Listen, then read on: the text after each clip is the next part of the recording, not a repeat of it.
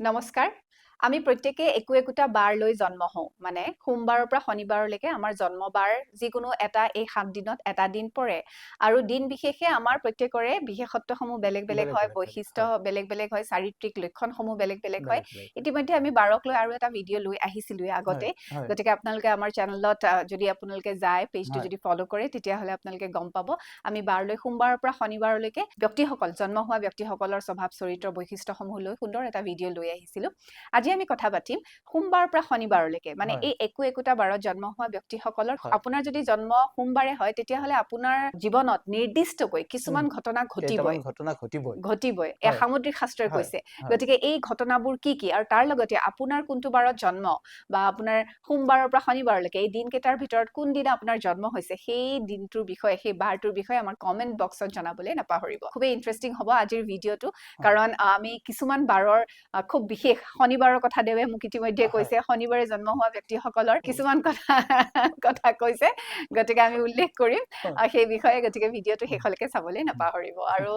নমস্কাৰ মোৰ নাম ৰেখা আৰু অনুষ্ঠানটিত মোৰ সৈতে থাকিব জ্যোতিষ শাস্ত্ৰ বিশেষজ্ঞ লগতে সামুদ্ৰিক শাস্ত্ৰ বিশেষজ্ঞ ৰমেশ চন্দ্ৰ শৰ্মা শাস্ত্ৰী ডাঙৰীয়া দেও অনুষ্ঠানটিলৈ স্বাগত হয় আৰু বাৰ বিশেষে আমাৰ চাৰিত্ৰিক বৈশিষ্ট্যসমূহ বেলেগ বেলেগ হয় আৰু আজি আমি কিছুমান ঘটনা পৰিঘটনাৰ কথা পাতিম গতিকে বাৰ বিশেষে কেনেকুৱা ধৰণৰ ঘটনা জীৱনত ঘটিবই বুলি খুব মানে শাস্ত্ৰই জোৰ দি কৈছে হয় কথাটো সেই বিষয়ে আলোচনা কৰিম আজি খুব গুৰুত্বপূৰ্ণ এটা বিষয় আনিছে আমাৰ পঞ্চাংগৰ ভিতৰত এই যে পঞ্চাংগ জ্যোতিষ বা পঞ্চাংগৰ যি গণনা পঞ্চাংগৰ গণনাত আমাৰ তিথি বাৰ নক্ষত্ৰ যোগকৰণ এই কথাখিনি থাকে এতিয়া বাৰ তাত প্ৰাধান্য হৈছে গতিকে সেই বাৰৰ জন্ম 7 বাৰতে আমাৰ যিমানবোৰ পুৰুষ মহিলাৰ জন্ম হৈছে এই 7 বাৰৰ ভিতৰৰ আওতাতে থাকিব আৰু এই 7 বাৰৰ আওতাৰ ভিতৰত বাৰ অনুযায়ী তেওঁলোকৰ জীৱনত কিছুমান ঘটনা পৰিঘটনা সংঘটিত হয় আৰু তেওঁলোকৰ কিছুমান ধৰক আপুনি কোৱাৰ দৰে তেওঁলোকৰ দৈহিক গঠন বা তেওঁলোকৰ শাৰীৰিক গঠন তেওঁলোকৰ মানসিক গঠন তেওঁলোকৰ কৰ্মৰ বা ব্যৱহাৰিক আচৰণ আদিও সেই বাৰ অনুপাতে দুই একটা কথা তাৰ লগত পৰিলক্ষিত হ'ব অকল যে বাৰেই প্ৰধানত গোটাই বা প্ৰাধান্য লাভ কৰিব তেনেকুৱা নহয় তাৰ লগত তিথিৰ প্ৰাধান্য আছে যুগৰ প্ৰাধান্য আছে কৰণৰ প্ৰাধান্য আছে এনে ধৰণৰ যেহেতু প্ৰাধান্য আছে এই পঞ্চাংগৰ ভিতৰত যেহেতু বাৰো এটা অংগ গতিকে বাৰৰো যে তাত এটা প্ৰভাৱ এটা আছে এই কথাটো ক'বলৈ গৈ আজিৰ যিটো আপুনি 7 বাৰত জন্ম ব্যক্তিসকলৰ কেনেকুৱা হ'ব সেই বিষয়ত আমি তিথি শাস্ত্ৰই বা সামুদ্ৰিক শাস্ত্ৰই কেনে ধৰণে তাক বিশ্লেষণ কৰিছে সেই কথাখিনি আমি ক'বলৈ বিচাৰিম নিশ্চয় আৰম্ভ কৰিছো হয় তেনেহলে আমি আৰম্ভ কৰো সোমবাৰৰ পৰা খুবেই শুনিবলৈ মন গৈ আছে কিন্তু আমাৰ আৰম্ভ হয় মানে ৰবিবাৰৰ পৰা দেওবাৰৰ পৰা কিন্তু আপুনি যেহেতু ক'লে আমি সোমবাৰৰ পৰা ৰবিবাৰলৈ নিশ্চয় যাম হয় কাৰ জন্মবাৰ সোমবাৰ কমেন্ট কৰিব হয় যিসকল ব্যক্তিৰ সোমবাৰে জন্ম হৈছে মনত ৰাখিব তেওঁলোকৰ প্ৰথম কথাটো হৈছে সোমবাৰে জন্মগ্ৰহণ কৰা ব্যক্তিৰ বাওঁ ভৰিখনত এটা আঘাত পোৱাৰ ভয় থাকে সেইটো পাবই এবাৰ হলেও তেওঁৰ হেতু সৰু বা বৰ হিচাপে তেওঁ বাওঁ ভৰিখনত আঘাত পাব পুৰুষ মহিলা উভয়ৰে বাওঁ ভৰিখনত তেওঁ আঘাত পাব আৰু তেওঁৰ এটা কটা দাগ থাকিব সোমবাৰে কটা দাগ এটা থাকিব বা এটা কোলা দাগ এটা থাকিব মুঠৰ ওপৰত তেওঁৰ এটা ভৰিত দাগ এটা থাকিব আঘাত এটা থাকিব আঘাতৰ হবৰ পাৰে দাগটো নতুবা জন্মৰ সময়ত জৰুণ বুলি যে কয় তেনেকুৱাও থাকিব পাৰে এনেকুৱা এটা দাগ তেওঁৰ থাকিবই সোমবাৰৰ ব্যক্তিসকল যথেষ্ট দয়ালু হয় কিন্তু 2 নম্বৰ কথাটো হৈছে তেওঁলোকৰ যিটো কফ চৰ্দিৰ ভাবে বহুত সময়ত সোমবাৰত জন্ম ব্যক্তিক অসুবিধা কৰে বাকি অসুখতকৈও আৰু সাধাৰণতে সোমবাৰত জন্ম ব্যক্তিৰ কাৰণে তেওঁলোকে কফৰ পৰা উৎপন্ন হোৱা ৰোগৰ কাৰণে সাৱধান থাকিব লাগে গতিকে কফৰ পৰা উৎপন্ন তেওঁৰ ৰোগ হবই যদি সোমবাৰে জন্ম পোৱা এইটো হল তেওঁৰ 2 নম্বৰ কথা 3 নম্বৰ কথাটো হৈছে সোমবাৰে জন্ম পোৱা ব্যক্তিৰ পিতৃ বা মাতৃৰ এজনৰ যিকোনো এজনৰ অসুস্থ হোৱাৰ ভয় থাকে অৱশ্যে সেই জন্মৰ সময়তে নহয় তেওঁ যেতিয়া যুৱপ্ৰাপ্ত হ'ব তেতিয়া হলে তেওঁৰ পিতৃ বা মাতৃক অলপ সোনকালে হেৰুৱাৰ ভয় থাকে বিশেষকৈ অলপ মাতৃৰ ওপৰত ৰিষ্টকাৰক হয় সোমবাৰে জন্ম ব্যক্তি আমি মাতৃৰ ৰিষ্টকাৰক বুলি ক'ব পাৰো বা মাতৃৰ শাৰীৰিক অৱস্থাত মানে হানিকাৰক হ'ব পাৰে সোমবাৰ আৰু ভাল হয় কি সোমবাৰে জন্ম ব্যক্তিৰ ধনোন্নতি আছে কৰ্মোন্নতি আছে আৰু কৰ্ম বৰ স্বচ্ছ হ'ব মন পৰিষ্কাৰ হ'ব এই মনটো স্বচ্ছ মানে পৰিষ্কাৰ শুদ্ধ মনৰ হ'ব তাৰ উপৰি তেওঁৰ ধনৰ স্থানটো আগবাঢ়িব আৰু 3 নম্বৰ কথাটো তেওঁৰ কৰ্মস্থান ভাল হ'ব হুম। এইকেইটা ভাল উম, এতিয়া তেওঁ যিসকলৰ এইখিনি হোৱা নাই বা ধন ধানৰ দিশত তেওঁ আগবাঢ়িব পৰা নাই তেওঁলোকে যদি শিৱক আৰাধনা কৰে সোমবাৰত জন্মা ব্যক্তিসকলে উম, যি ৰাশিৰেই নহওক উম, যদি শিৱক আৰাধনা কৰে শিৱৰ যিকেইটা ৰূপ ৰুদ্ৰ ৰূপক পাৰে ৰুদ্ৰ ৰূপ হনুমান কিন্তু বা শিৱ হৰগৌৰী পাৰে বা অৰ্ধনাৰীশ্বৰ পাৰে বা শিৱলিংগৰ ওপৰত মানে যিকোনো লিংগ জ্যোতিৰ্লিংগ দৰ্শন উম, আদি যদি কৰে তেনেহলে তেওঁলোকৰ সৌভাগ্য বৃদ্ধিত সহায় কৰিব সোমবাৰত সোমবাৰত ৰাশি যি হ'ব যি 12টা ৰাশিৰ যিকোনো ৰাশিৰ হ'ব পাৰে কিন্তু হয় 12ৰ ওপৰতহে কৈছো মন আজি কৰিব আপোনালোকে হয় কেৱল মই কৈছো আপোনালোকৰ জন্মবাৰৰ ফলাফল আপোনালোকৰ হ'ব পৰা ঘটনা আপোনালোকৰ সেই ঘটনা পৰিঘটনাৰ লগত বা তাৰ পৰা ডাঙৰ মানে দুৰ্ঘটনাত নপৰিবৰ কাৰণে শিৱক আৰাধনা কৰক হয় তাৰপিছত মঙ্গলবাৰ মঙ্গলবাৰ হয় মঙ্গলবাৰলৈকে যাম মঙ্গলবাৰত জন্মা ব্যক্তিসকলৰ তিনিটা ঘটনা তিনিটা যিটো ঘটনা ঘটিবই তেওঁলোকৰ স্বভাৱটো সাধাৰণতে অলপ ক্ৰোধী হয় উম, খঙাল হয় আৰু জেদী হয় আৰু তেওঁলোকে মূৰত আঘাত পাব পাৰে উম, মূৰত এটা আঘাত পাব আৰু দাঁতৰ সমস্যা থাকিব মুখমণ্ডলত তেওঁলোকৰ যিকোনো এটা সমস্যা থাকিব কেভিটি হওক দাঁতৰ বেয়াকে গজা হওক দাঁতৰ গুৰি ফুলা হওক মুখমণ্ডল বা জিভাত ৰঙা ফুটা হওক তেওঁৰ মুখমণ্ডলত এটা আঘাত পাব আৰু কপালৰ মানে মুখমণ্ডলৰ সন্মুখ ভাগত তেওঁলোকৰ এটা দাগ থাকিব যিকোনো কাটা দাগ হওক কৰা দাগ হওক উম, মুখমণ্ডলত তেওঁলোকৰ মঙ্গলবাৰ জন্ম ব্যক্তিৰ এটা দাগ থাকিব উম, আৰু সাধাৰণতে 3 নম্বৰ কথাটো মঙ্গলবাৰত জন্মা ব্যক্তিৰ যিকোনো এটা অস্ত্ৰোপচাৰ হ'ব পাৰে সৰুৰ পৰা ডাঙৰলৈকে উম, অস্ত্ৰোপচাৰ হ'ব উম, এই তিনিটা তেওঁৰ ঘটনা হ'বই ঘটনা ঘটিবই উম, মঙ্গলবাৰে জন্মা ব্যক্তিৰ উম, সি সৰু হ'ব পাৰে সি ডাঙৰ হ'ব পাৰে অস্ত্ৰোপচাৰ এটা হ'ব উম, তেওঁ মূৰত আঘাত পাব তেওঁৰ মুখমণ্ডলত ৰোগ হ'ব উম, উম, সেইটো উম, আৰু মঙ্গলবাৰ মানে যিকোনো ৰাশিৰ কৈছো উম, আৰু মঙ্গলবাৰৰ জন্মা ব্যক্তি নেতৃত্ব দিব পাৰে তেওঁৰ যদি মঙ্গলবাৰত অন্যান্য ৰাশি ভাল থাকে তেওঁৰ নেতৃত্ব গুণ থাকিব তেওঁ সাহসী হ'ব আৰু তেওঁ কৰ্মপটু হ'ব উম, অত্যন্ত কৰ্ম পৰিশ্ৰমী উম, গতিকে কৰ্মৰ ক্ষেত্ৰত তেওঁ আগৰণুৱা হ'ব সমাজত প্ৰতিষ্ঠা হোৱাৰ যোগ আছে উম, তেওঁ যিমান খঙাল সিমান দয়ালু হয় উম, সেইসকল ব্যক্তি মঙ্গলবাৰত জন্মা ব্যক্তি যিকোনো ব্যক্তি মানে ৰাশি যিকোনো ৰাশিৰ লোকে যদি বজৰংবলী হনুমানৰ উম, অৰ্চনা কৰে অৰ্থাৎ তেওঁৰ মঙ্গলবাৰ নিৰামিষ কৰে তেনেহলে তেওঁ মঙ্গলবাৰৰ যিখিনি ধৰক বেয়া অপকাৰিতা প্ৰভাৱ, আছে বেয়া প্ৰভাৱ আছে উম, বা নকাৰাত্মক প্ৰভাৱ আছে সেইখিনিৰ পৰা পৰিত্ৰাণ পাব অৰ্থাৎ যিটো মই অস্ত্ৰোপচাৰৰ কথা কলো যিটো মুখমণ্ডলৰ বেমাৰৰ কথা কলো এইখিনি হ'বই যিহেতু উম, গতিকে তাৰ আশু আৰোগ্যৰ কাৰণে বা তাক তেওঁলোকে বজৰংবলীৰ আৰাধনা কৰক বুধবাৰৰ ব্যক্তিসকলৰ যিসকল বুধবাৰে জন্ম পায় তেওঁলোকৰ তিনিটা ঘটনা তিনিটা কি ঘটনা জীৱনত ঘটিবই হয় তিনিটা ঘটনা তেওঁলোকৰ জীৱনত ঘটিব তেওঁৰ এবাৰ প্ৰেম বিচ্ছেদ হ'ব উম, বিচ্ছেদ হ'বই উম, বুধবাৰে জন্মা ব্যক্তিসকলৰ উম, 2 নম্বৰ কথা তেওঁলোকৰ বুদ্ধি যথেষ্ট বেছি গতিকে বুদ্ধি বিচক্ষণতা থাকিব কিন্তু তথাপি তেওঁ জীৱনত এবাৰ ধনৰ লোকচান এটা খাব উম, আৰু ই প্ৰেম সম্পৰ্কিত জড়িত কথাটো হৈ যাব পাৰে উম, এইটো হ'বই আৰু 3 নম্বৰ কথাটো হৈছে সাধাৰণতে জিভাত অসুখ এটা হ'ব জিভাৰ উম, জিভাত তেওঁৰ মানে জিভাত গুটি ফুটিব পাৰে জিভাত মানে জিভা সম্পৰ্ক জিভাৰ লগত টনচিলৰ লগতো জড়িত আছে উম, টনচিলাইটিছৰ তেওঁ বেমাৰত ভুগিব পাৰে উম, মানে এই কণ্ঠ ৰোগত ভুগিব পাৰে বুলি যিকোনো মানে কণ্ঠ ৰোগৰ যিকোনো এটা ৰোগত তেওঁ ভুগিব উম, এইটো হ'ল তেওঁৰ প্ৰেমত তেওঁ এবাৰ ঘাটি খাব হয়, বুধবাৰ যিকোনো ৰাশি মানে ৰাশি উম, যিকোনো হ'ব পাৰে বুধবাৰ জন্ম 2 নম্বৰ কথা তেওঁৰ কণ্ঠ ৰোগ হ'ব বা জিভাৰ ৰোগ হ'ব 3 নম্বৰ কথা তেওঁ এবাৰ ধনৰ লোকচান এই প্ৰেম সম্পৰ্কীয় কথাতেই তেওঁ ভুগিব লাগিব এইখিনি কথা ভাল হ'ল বুধবাৰে জন্মা ব্যক্তি বাণিজ্যৰ ক্ষেত্ৰত লক্ষ্মীক স্থাপিত কৰিব পাৰে উম, তেওঁৰ বাণিজ্যৰ জৰিয়তে বুধবাৰে জন্মা ব্যক্তি বাণিজ্যৰ জৰিয়তে লক্ষ্মী প্ৰতিষ্ঠা কৰিব পাৰে যশস্বী হ'ব পাৰে ধনৱান হ'ব পাৰে এইটো ভাল 2 নম্বৰ বুধবাৰে জন্মা ব্যক্তি যথেষ্ট কাৰিকৰী বিজ্ঞানৰ দিশত আগবাঢ়িব পাৰে উম, 3 নম্বৰ কথাটো হৈছে বুধবাৰে জন্মা ব্যক্তি ৰাষ্ট্ৰদূতৰ নিচিনা মানে তেওঁৰ বাক চাতুৰ্যৰ জৰিয়তে তেওঁৰ নিজক প্ৰতিষ্ঠা কৰাৰ সুযোগ আছে যিসকল ব্যক্তিৰ এইখিনি হোৱা নাই বুধবাৰে হৈছে কিন্তু তেওঁৰ বা অসুখৰ পৰা এই যিটো কণ্ঠ ৰোগৰ আছে আৰু যিসকল ৰাহুৰ লগ লাগিলে বুধবাৰত জন্মা ব্যক্তি যদি ৰাহুটো বেয়া হৈ থাকে তেতিয়া সেই নাৰ্ভৰ ৰোগো হয় সেইটো এটা হ'বই তাৰমানে কিন্তু সেইটো হ'ব মানে সেইটো কণ্ডিশ্যন অনুযায়ী কিন্তু বাৰ অনুপাতে তেওঁৰ কণ্ঠ ৰোগ হ'ব গ্ৰহ যতে নাথাকক ৰাশি যিয়েই নহওক তেওঁ এবাৰ নহয় এবাৰ কণ্ঠৰ যিকোনো ৰোগত ভুগিব তেওঁলোকে সাধাৰণতে যিহেতু বুধবাৰত জন্মা ব্যক্তিয়ে শিৱক আৰাধনা কৰাটো ভাল বা গণেশক আৰাধনা কৰাটো ভাল গণেশ তেওঁলোকৰ ইষ্ট বুধবাৰত, গতিকে গণেশক প্ৰাৰ্থনা কৰাটো ভাল আৰু লগত শিৱক, গণেশ আৰু শিৱক একেলগে যদি আৰাধনা কৰে তেওঁলোকে বহুতখিনি সুফল পাব। বৃহস্পতিবাৰে জন্ম হোৱা ব্যক্তিৰ জীৱনত কি তিনিটা ঘটনা ঘটিবই ঘটিব? বৃহস্পতিবাৰৰ জন্মা ব্যক্তিৰ জীৱনত তিনিটা ঘটনা ঘটাটো অনিবাৰ্য। 1 নম্বৰ কথাটো হৈছে বৃহস্পতি যথেষ্ট মানৰ গৰাকী অধিপতি। বৃহস্পতিবাৰ জন্মা ব্যক্তিৰ জীৱনত এবাৰ অপমানিত হ'বই তেওঁ, কাৰণ অত্যন্ত মান বিচাৰে। বৃহস্পতিবাৰত জন্মা ব্যক্তি অত্যন্ত মান বিচাৰে, মান বিচাৰোঁতে অপমানিত এবাৰ নহয় এবাৰ কোনোবা সামাজিক ক্ষেত্ৰত হওক তেওঁ অপমানিত হ'ব। 2 নম্বৰ কথা, তেওঁৰ মূলাধাৰ বিকৃত হ'ব পাৰে। মূলাধাৰ বিকৃত হ'ব পাৰে। গতিকে মূলাধাৰ বিকৃত বুলি ক'লে সাধাৰণতে আমাৰ যিটো কঁকালৰ মানে যিটো আমাৰ টিকনি ৰাজহাড়ত এটা বিষ আহিব পাৰে। এই বিষটো হোৱাৰ ভয় থাকে, মানে কঁকালত তেওঁৰ এটা বিষ এটা আহিব বৃহস্পতিবাৰ জন্মা ব্যক্তিৰ। আৰু তেওঁৰ দৃষ্টিশক্তিত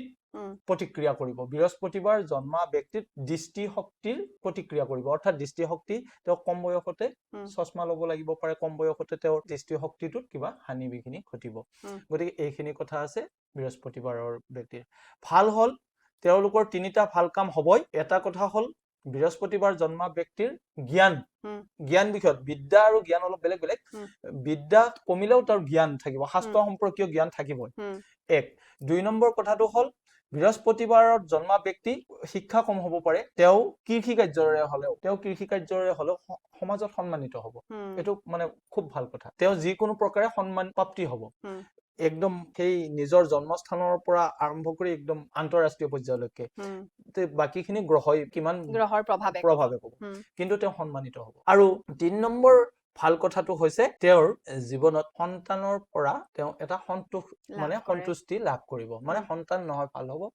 নহয় সন্তানে নহয় যশস্যা আনিব, নহয় সন্তানৰ বিচৰা ধৰণে সন্তানে আগবাঢ়িব, তেওঁৰ কৰ্মটো ল'ব। এই তিনিটা তেওঁৰ জীৱনত প্ৰাপ্তি হ'ব বৃহস্পতিবাৰ জন্মা ব্যক্তিৰ। আৰু তাৰপিছত আমি আহিলো তেওঁৰ বৃহস্পতিবাৰৰ ব্যক্তিসকলে সাধাৰণতে তেওঁলোকেও যদি বিষ্ণুৰ আৰাধনা কৰে, বিষ্ণু বা ৰাধা কৃষ্ণৰ যদি যিসকল কৃষ্ণৰ মানে ভক্ত, কৃষ্ণৰ পূজা বা বিষ্ণুৰ পূজা কৰে তেওঁলোকে বা বিষ্ণুক আৰাধনা কৰে, তেওঁলোকে যথেষ্ট সুফল পাব। আৰু যিখিনি প্ৰভাৱ সেইখিনিৰ বহুতখিনি সাম কাটিব হ'ব। সেইটো গোটেই 100% নাযায়, কিন্তু তাক কিছু লঘুকৰণ কৰিব পাৰিব যদি বিষ্ণুৰ আৰাধনা কৰে। শুক্ৰবাৰে জন্মা ব্যক্তিসকলৰ বিশেষকৈ তেওঁলোক যথেষ্ট প্ৰেমিক হয়, যথেষ্ট দয়ালু হয়। শুক্ৰবাৰে জন্মা ব্যক্তিসকল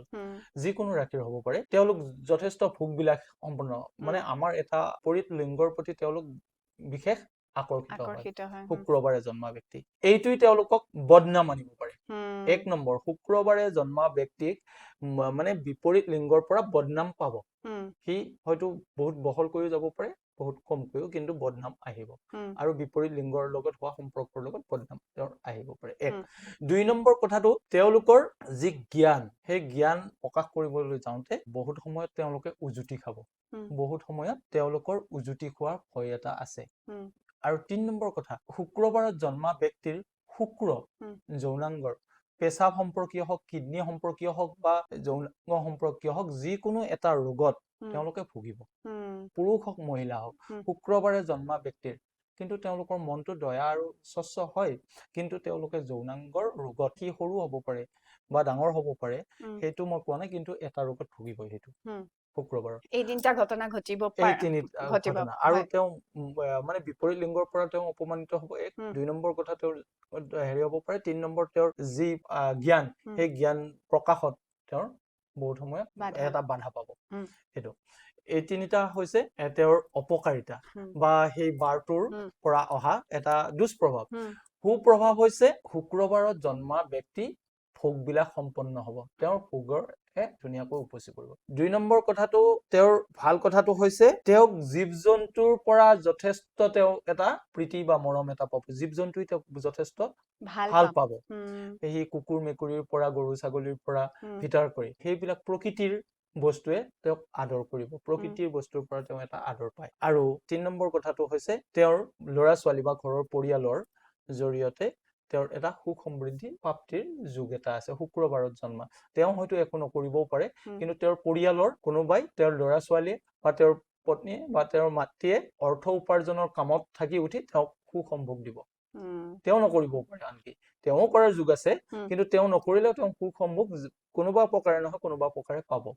গতিকে সেই ফালৰ পৰা তেওঁৰ পৰিয়ালৰ সুখ শান্তি বৃদ্ধিত সহায় হ'ব। তেওঁলোকে পূজা অৰ্চনা কৰিব লাগে শিৱ আৰু বিষ্ণুৰ। শিৱৰ ইষ্ট হিচাপে শিৱ আৰু বিষ্ণুক যদি তেওঁলোকে অৰ্চনা কৰে খুব সুফল প্ৰাপ্তি হ'ব। এইবাৰ আহিলো আমি শনিবাৰ। শনিবাৰে জন্ম হোৱা ব্যক্তিসকলৰ জীৱনত কি ঘটনা ঘটাটো অনিবাৰ্য? শনিবাৰে জন্ম হোৱা ব্যক্তিৰ জীৱনত বিশেষকৈ তেওঁলোকৰ এটা বিষ থাকিব, কোনোবা নহয় কোনোবা দিশত তেওঁৰ গাত এইটো দৈহিক বিষ এটা থাকিব, হয়তো হাত ভৰি বা যিকোনো এটা বিষ এটা তেওঁৰ সাধাৰণতে ৰাজহাড়ত এটা বিষ হোৱাৰ ভয় থাকে। সেইটো কাৰণে শনিবাৰত জন্মা ব্যক্তি সাৱধান, ৰাজহাড় আৰু ভৰিত বিষ হোৱাৰ ভয় থাকে। 1 2 নম্বৰ কথা, শনিবাৰে জন্মা ব্যক্তিৰ কাৰণে দুৰ্ঘটনাৰ ভয় থাকে, যিকোনো দুৰ্ঘটনা, সি ডাঙৰো হ'ব পাৰে সৰু হ'ব পাৰে। 3 নম্বৰ কথাটো হৈছে দুৰ্ঘটনা হলে তেওঁ ভৰিত বা পিঠিত মানে পিছফালে আঘাত পাব, যাৰ কাৰণে বিষটো আহিব। 3 নম্বৰ কথাটো হৈছে তেওঁৰ আনৰ বস্তুৰ প্ৰতি এটা লালসা বা যিটো আমাৰ লোভবশত কেতিয়াবা বস্তুটো আনিব পাৰে। এইটো আমি ঠিক চৌৰ বুলি কোৱা নাই, গতিকে জন্ম হোৱা ব্যক্তিৰ এইটো এটা আনৰ সম্পদৰ প্ৰতি এটা আনৰ বস্তুৰ প্ৰতি এটা মানে লালসা এটা থাকে। এই লালসাটো কোনোবা নহয় কোনোবা দেখাত তেওঁৰ বস্তুটো বহুত সৰু হ'ব পাৰে, সৰু বস্তুটো বুটালি ল'ব পাৰে, এনে ধৰণৰ কথা আছে। দেখাত সেইটো প্ৰত্যেক ব্যক্তিয়েই আনি থাকে, কিন্তু তেওঁৰ ক্ষেত্ৰত এইটো এটা গুণ যিটো তেওঁ হয়তো সেই বস্তুটো কাৰোবাৰ পৰা লৈ আহিব পাৰে। এই কথাটো হবই, মানে জীৱনত এদিন নহয় এদিন ঘটিব, গম নোপোৱা? সেইটো খুব ডাঙৰ। আৰু ভাল কথাটো হৈছে তেওঁ ঘৰৰ পৰা আৰম্ভ কৰি ৰাষ্ট্ৰলৈকে নেতৃত্ব দিব পৰা গুণ থাকে শনিবাৰে জন্মা ব্যক্তি। শনিবাৰত জন্মা ব্যক্তিৰ যথেষ্ট দয়ালু হয়, আৰু শনিবাৰে জন্মা ব্যক্তি মানে শনি লক্ষ্মীও যথেষ্ট ভাল পায়, গতিকে লক্ষ্মীবান হোৱাৰো ফল আছে, কিন্তু তেওঁ ৰুগ্ন হোৱাৰ ভয় আছে। গতিকে সাধাৰণতে তেওঁ যদি শিৱক আৰাধনা কৰে তেনেহলে খুব সুফল প্ৰাপ্তি হ'ব। শনিবাৰে জন্মা ব্যক্তিয়ে বিশেষকৈ ঘৰত অপৰাজিতা এজোপা ৰাখিব লাগে, যিকোনো ৰাখিৰেই নহওক, বাৰটো যদি তেওঁৰ জন্মবাৰ শনিবাৰ হয় তেনেহলে তেওঁৰ নকাৰাত্মক বহুখিনি ক্ৰিয়া বা শক্তি তেওঁৰ নিৰাময় হৈ থাকিব। দেওবাৰলৈ আহিছো। দেওবাৰে জন্ম হোৱা ব্যক্তিৰ জীৱনত কি ঘটনা ঘটাটো অনিবাৰ্য হয়? দেওবাৰে জন্ম হোৱা ব্যক্তিৰ জীৱনত সাধাৰণতে চকুত তেওঁ আঘাত পাব। 1 2 নম্বৰ মূৰত তেওঁ আঘাত পাব, চকু আৰু মূৰৰ ভিতৰত তেওঁ আঘাত পাব দেওবাৰে জন্মা ব্যক্তি। আৰু সাধাৰণতে দেওবাৰে জন্মা ব্যক্তিৰ এই আঘাতৰ লগতে আৰু এটা তেওঁৰ দৈহিক আঘাতৰ হবই, যিকোনো তেওঁ পৰি বা তেওঁৰ আকস্মিক দুৰ্ঘটনাৰ তেওঁ দেহত থেতেলা হোৱা বুলি যে কয়, ভাঙি নাযাব পাৰে, থেতেলা হ'ব বা চেপা খাব। গতিকে তেওঁৰ জীৱনত ঘটিবই, বিশেষকে সাধাৰণতে মূৰত খুন্দা খোৱা আৰু চকুত খুন্দা খোৱাৰ এটা হবই। চকুত তেওঁৰ চকু ৰক্ত পৰা বেমাৰ হলেও আহিব পাৰে, বা মূৰত খুন্দা খাই তেওঁ মূৰ আচন্দাই যাবই লাগিব এবাৰ। এইটো হল ৰবিবাৰে জন্ম হোৱা ব্যক্তিৰ ক্ষেত্ৰত, আৰু তেওঁৰ এই 3টা কথা হব। আৰু ৰবিবাৰত যিসকল ব্যক্তিৰ জন্ম হৈছে, ৰাশিৰ কথা নাই, যিকোনো ৰাশিৰ হ'ব পাৰে, তেওঁৰ জীৱনত তেওঁ নেতৃত্ব গুণ থাকিব, সাহস থাকিব, আৰু যথেষ্ট দয়াশীল হ'ব। তেওঁ ৰবিবাৰে জন্মা ব্যক্তিৰ শক্তিটো যথেষ্ট অটুট থাকিব, বৃদ্ধ বয়সলৈকে তেওঁ বহু বয়সলৈ শক্তি আৰু সামৰ্থ্য থাকে, সাহস থাকে। গতিকে শক্তি সামৰ্থ্য আৰু সাহসৰ জৰিয়তে তেওঁ জীৱনত উন্নতি কৰিব পাৰিব। সাধাৰণতে তেখেতক শিৱক আৰাধনা কৰিলে, ৰবিবাৰে জন্মা ব্যক্তিসকলে শিৱক আৰাধনা কৰিলে যথেষ্ট সুফল প্ৰাপ্তি হ'ব। সোমবাৰৰ পৰা ৰবিবাৰলৈ এই 7 বাৰত জন্ম হোৱা, কাৰণ আমাৰ সকলো ব্যক্তি এই 7 বাৰৰ ভিতৰতে জন্ম হ'ব। এতিয়া কথাটো হৈছে এই যে ঘটনাকেইটা ঘটিবই, তাৰ ক্ৰিয়া কিমান দৃঢ় বা কিমান মানে গভীৰভাৱে পৰে, এই কথাখিনি নিৰ্ভৰ কৰিব তেওঁলোকৰ জন্ম সময়ত থকা ৰাশিৰ এইগত আৰু গ্ৰহৰ অৱস্থান ওপৰত। কিন্তু এইকেইটা সৰু বৰ ভাৱে তেওঁলোকৰ জীৱনত ঘটিব। যদি আপোনালোকৰ জীৱনতো তেনেধৰণৰ ঘটনা ঘটিছে বা আপোনালোকৰ জীৱনতো আমি কোৱা ঘটনাৰ লগত মিলিছে, তেনেহলে আমাক নিশ্চয় কমেন্ট কৰি জনাওক, তেতিয়া আমি এই সমস্যাৰ পৰা পৰিত্ৰাণৰ কাৰণে নিশ্চয় আপোনালোকক পৰামৰ্শ কৰিব পাৰিম নিশ্চয় গতিকে কমেন্ট কৰি জনাব আপোনাৰ কি বাৰে জন্ম নহয় জানো দেও হয় গতিকে এয়া আছিলে আমাৰ 7 বাৰৰ কথা গতিকে কি ঘটনা ঘটিব পাৰে আৰু লগতে ভাল কথাখিনি কি হ'ব পাৰে সেই বিষয়ে আপোনালোকৰ যদি অনুষ্ঠানটি চাই ভাল লাগিছে লাইক কৰি দিব কমেন্ট কৰিব তাৰ লগতে চেনেলটো যদি এতিয়ালৈকে সাবস্ক্ৰাইব কৰা নাই অনুগ্ৰহ কৰি চেনেলটো সাবস্ক্ৰাইব কৰি দিব